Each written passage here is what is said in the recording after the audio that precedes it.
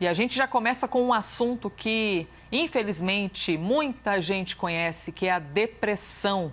Doutor Fernando Gomes já está aqui conosco. Tudo bem, doutor? Tudo bem, Elizavec. Bom dia. Bom dia. Você pode participar da nossa conversa. Hashtag correspondente médico. Você tem ou já teve depressão? Enfrentou esse problema com alguém da sua família? Teve de cuidar de alguém, oferecer um apoio, levar ao médico, enfim? Conte pra gente pela hashtag correspondente médico, inclusive compartilhando a sua pergunta. E a gente já começa esse assunto ilustrando com um caso que a gente tem dado essa semana com o emblemático cacique Raoni, que tem 89 anos, ele é conhecido pela defesa dos direitos do povo indígena, inclusive internacionalmente conhecido. O que está acontecendo com o cacique? Ele está internado com uma úlcera gástrica e também com infecção intestinal. O quadro dele de saúde já melhorou, ele pode receber alta nos próximos dias, a qualquer momento, só que o que tem chamado a atenção? Que ele está com depressão. O Raoni tem apresentado aí alguns sintomas, principalmente depois de ter perdido a esposa dele no mês passado. Então eu lhe pergunto, doutor, é possível que as pessoas, que alguém desenvolva depressão por um caso específico, um motivo, principalmente quando a gente fala a respeito do luto? Elisa, alguns acontecimentos na vida podem funcionar assim como gatilho. Por exemplo, a perda de um cônjuge, a perda de um filho, ou mesmo até a experiência de ser demitido e ter uma dificuldade financeira. Porque existe uma predisposição genética que muitas vezes fica de um certo ponto de vista equilibrado, dando uma sensação de vida normal, e quando aparece um fator desencadeador, todo o processo, então, ele aparece. E tem uma relação muito interessante com o próprio funcionamento do cérebro. Então, a gente pega estruturas relacionadas com o sistema límbico, então, a amígdala, que tem relação com a entrada emocional, o hipocampo, com gerenciamento e repescagem de memória, e a parte anterior do cérebro, quando eu pego o córtex pré-frontal e o giro do cíngulo. O que eu quero dizer com isso? Você recebe, por exemplo, uma informação triste, uma informação que demanda preocupação, você tem basicamente duas escolhas. Uma delas é encarar o problema e tentar solucionar o fato da melhor forma possível, ou então sempre ter um viés de encarar aquilo como uma coisa ruim, negativa. E a pessoa que manifesta depressão, um dos aspectos clínicos observado na clínica psiquiátrica é sempre ter um padrão de escolha para o lado pior, para o lado mais difícil, para o lado negativo, e isso é involuntário. E junto com isso, existe todo um colorido do quadro, né? Não é simplesmente se sentir triste, né? Existe uma diminuição de energia, existe alteração do ritmo do sono, do ritmo da alimentação, e o que chama bastante atenção é a redução da energia vital. A pessoa deixa de sentir graça nas coisas que antes tinham total sentido. O senhor falou várias coisas que eu gostaria já de conectar com algumas perguntas a respeito de ser involuntário, a respeito de diminuir a energia vital, mas só voltando a algumas casas da nossa conversa, o senhor falou que esse aqui é o sistema límbico, é isso? Isso. O que é exatamente um sistema límbico? O sistema límbico é a parte do cérebro composto por estruturas cerebrais profundas, então ele está na intimidade do órgão, e as suas conexões e funcionamento traduzem as nossas emoções e dão significado para as nossas experiências. Porque nada é exatamente bom ou ruim, exceto se eu coloco ali uma carga emocional. Então, por exemplo, eu estou aprendendo uma matéria nova na escola. Ok, é um conteúdo, mas se eu tenho, por exemplo, um aprendizado de uma forma carinhosa, com uma professora que me explica, que dá atenção para mim, que de alguma forma me estimula, além de simplesmente a parte do conteúdo, eu tenho uma entrada muito poderosa, porque eu comparo e compacto nessa entrada a informação através da consolidação do hipocampo, junto com uma informação positiva que vem através da amígdala, numa mesma região, dentro do cérebro, perto da região do meio do lobo temporal.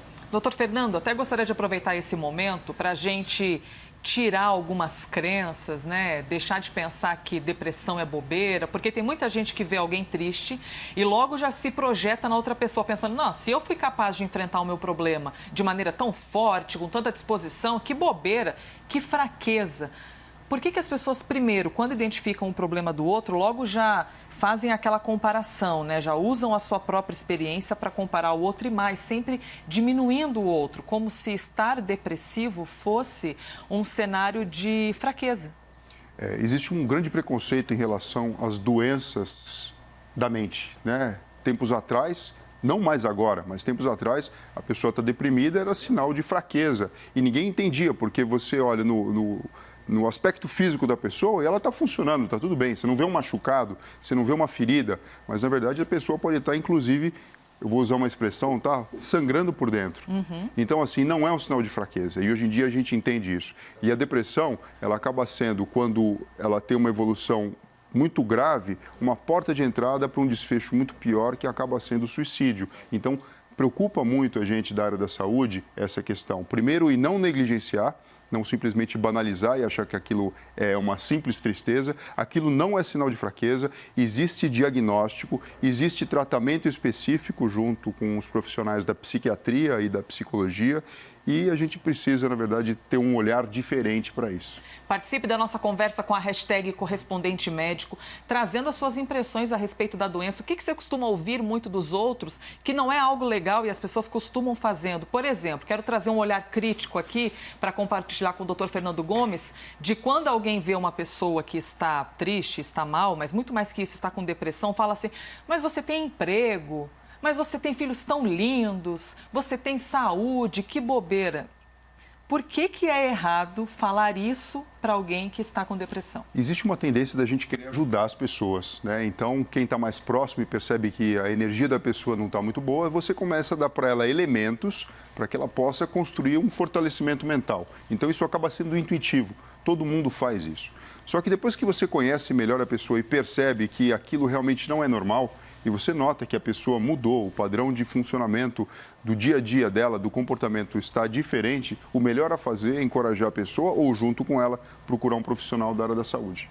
E é possível que alguém passe uma vida inteira, não sei se é até um exagero falar isso, mas passe muitos anos tendo esses sintomas, não identifique que é depressão e só depois de muito tempo perceba que poderia ter vivido bem e melhor se tivesse procurado um atendimento médico? Isso pode acontecer porque existe uma tendência genética, inclusive de pessoas que são, por exemplo, pais que são deprimidos, depois venham ter filhos que sejam deprimidos e aquele ambiente, daquela forma de funcionamento acaba fazendo sentido e sendo relativamente normal naquele contexto. Então, assim, a pessoa não está em catatonia, que seria o extremo da depressão, em que o indivíduo sequer se mexe e fica paralisado numa cama, precisando de um tratamento especializado, mas acaba tendo uma vida diferente, difícil, com um enfoque que acaba sendo um enfoque que poderia ser diferente se ela tivesse sido submetida a um tratamento. E aqui eu falo uma psicoterapia, a medicamentos antidepressivos que vão modular neurotransmissores. Essa relação desse circuito tem muita relação, mas não é só isso, com neurotransmissores e circuitos relacionados à serotonina. E também com o tratamento elétrico. Então, existe o papel da eletroconvulsoterapia e do estímulo elétrico transcraniano no tratamento da depressão. Eletroconvulsoterapia? Isso, que é o famoso antigo eletrochoque, né? Só que a gente sabe que existe evidência que em alguns casos, principalmente extremos, existe uma possibilidade de você mudar o padrão de funcionamento desses circuitos com melhora clínica, porque a nossa grande preocupação é que nem sempre os tratamentos eles são 100% eficientes. Então, cabe aí ao pessoal da psiquiatria escolher dentro do arsenal que existe, dentro da proposta terapêutica, os melhores métodos e meios para cada pessoa. O que a gente sabe, Elisa, é que assim, algumas coisas do dia a dia ajudam. Por exemplo, a atividade física regular é algo que faz com que a gente consiga manter o nosso equilíbrio neuroquímico e, de uma forma muito saudável, tenta colocar esse sistema para funcionar de uma forma melhor. É importante a gente falar a respeito desse assunto para tirar os preconceitos, aquelas frases bobas que quem está sofrendo, só precisando de ajuda, fica ouvindo e que às vezes fazem com que a pessoa continue se sentindo mal e muitas vezes pior. Eu vou ler aqui uma mensagem que chegou pela hashtag fazendo pergunta a respeito de medicação, doutor. O Giovanni é de Colatina, no Espírito Santo. Obrigada, Giovanni, pela sua mensagem. Qual é o tempo médio para um remédio antidepressivo começar a surtir efeito? E mais, no começo, uma medicação pode causar um efeito adverso e fazer a pessoa pensar que a medicação está sendo ruim para ela e não exatamente bom?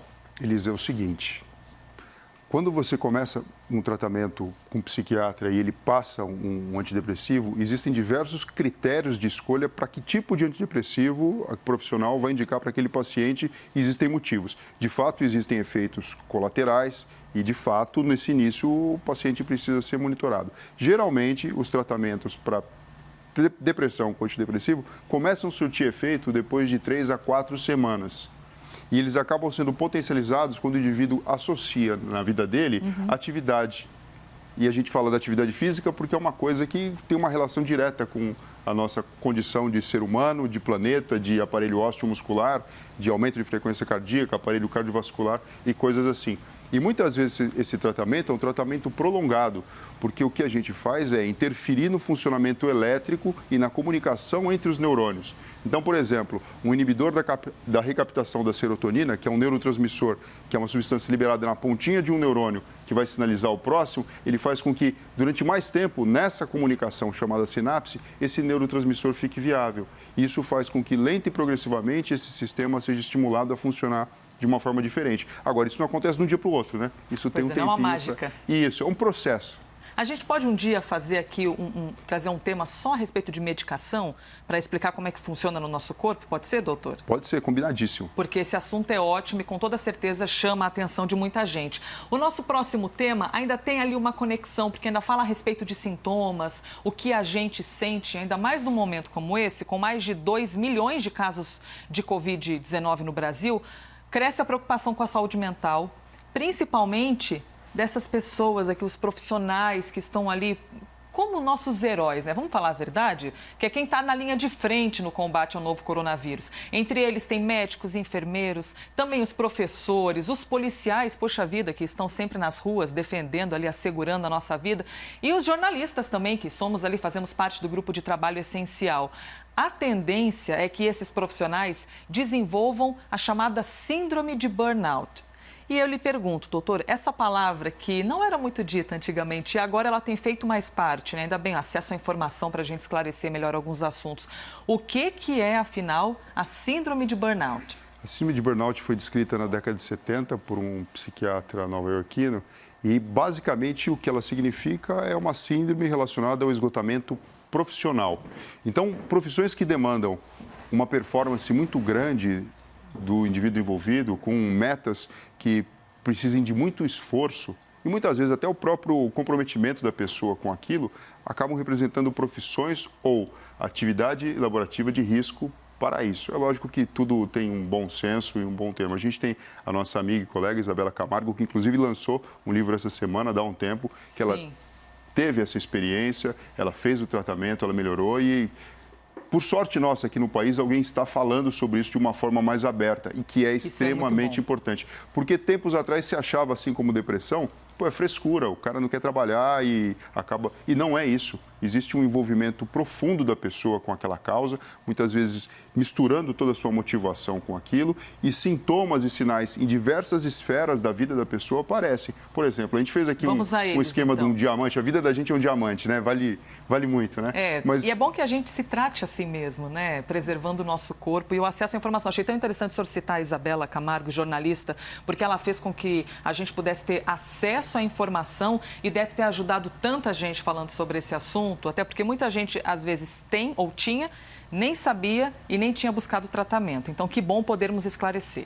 Exatamente. Vamos lá. Uma pessoa com burnout, geralmente ela não percebe que está passando por isso e o cérebro acaba dando um alerta e o comportamento ele pode mudar. Então, a gente tem algumas esferas. Vamos lá. Certo.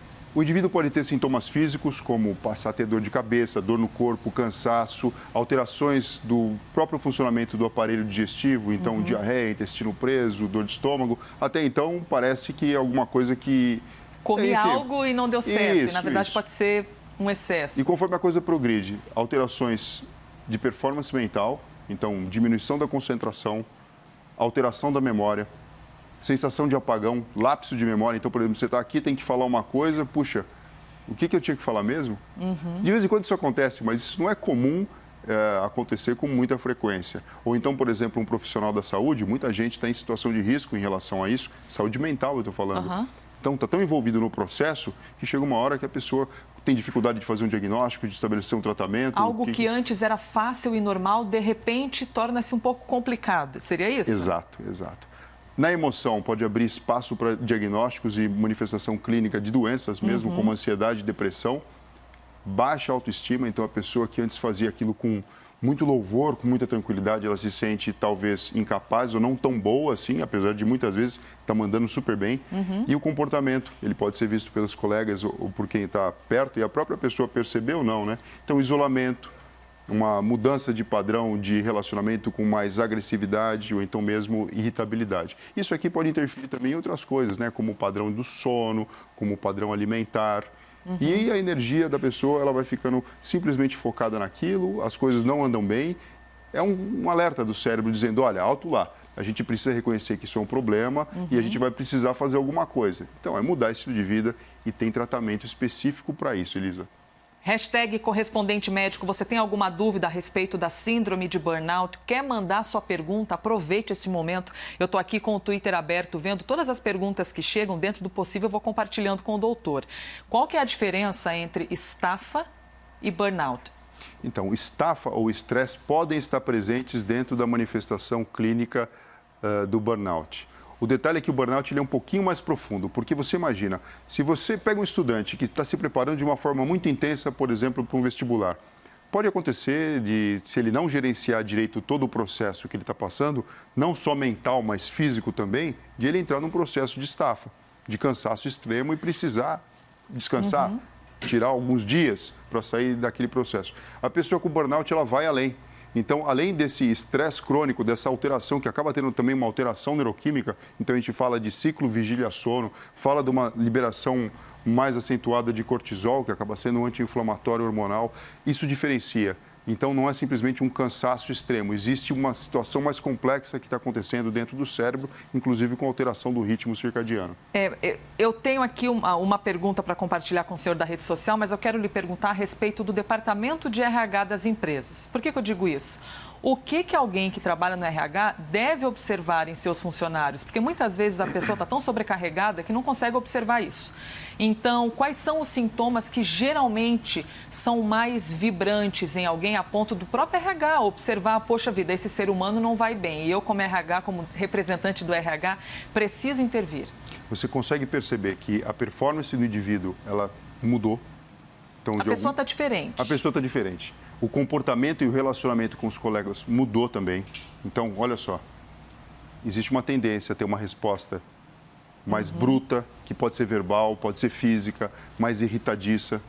Então, uma frustração, a pessoa já fica mais irritada que o normal. Exato, exato. Então, assim, se você tem um serviço que faz uma comunicação direta entre toda a equipe de trabalho e também com o RH, com uma possibilidade de diagnosticar isso de uma forma precoce, todo mundo sai ganhando. A pessoa, ela é diagnosticada e tratada, a própria empresa não empurra alguém que não está trabalhando de uma forma adequada, porque, assim, a coisa que mais vale numa empresa, independente da empresa, são as pessoas. Então, hoje em dia, as próprias empresas têm esse olhar diferenciado. Então, esse reconhecimento e tratamento adequado fortalece o time como um todo. Se você está assistindo a gente e você se identificou aqui, vamos fazer quase que uma campanha, né? Procure ajuda, converse com alguém, você não precisa ficar carregando esses sintomas. É preciso que as pessoas vivam mais e bem. Eu até quero trazer uma mensagem aqui do Beethoven Lira, pela hashtag correspondente médico, para a gente poder encerrar com essa visão também de que pode ficar bem, pode melhorar. Ele falou, quando perdi os meus pais, eu tive a necessidade de procurar ajuda profissional, tomei remédio controlado, porque foi muito difícil deixar de tomar remédio, a dependência era muito forte, só que hoje eu não preciso, não tomo mais. Mas foi muito difícil desmamar, ou seja, é difícil mesmo, dói, causa desconforto, mas pode passar e a pessoa pode voltar a viver bem, né, doutor? Exatamente, a medicina está aí justamente para ajudar as pessoas. Só o fato da gente botar as armas para baixo, né, tirar o preconceito e se abrir para essa possibilidade, fica tudo muito mais fácil, Elisa. Obrigada a você que mandou a mensagem, viu? Porque falar de depressão, abrir o coração, né? Falar da sua vida é tão delicado. Obrigada por ter confiado na gente, ter mandado aqui cada tweet, cada mensagem, doutor. E obrigada ao senhor que sempre nos ajuda, né? A ser alguém melhor. É isso aí, alto astral, né, Elisa? Um bom dia para você, bom dia para o Rafael Colombo e amanhã tem mais.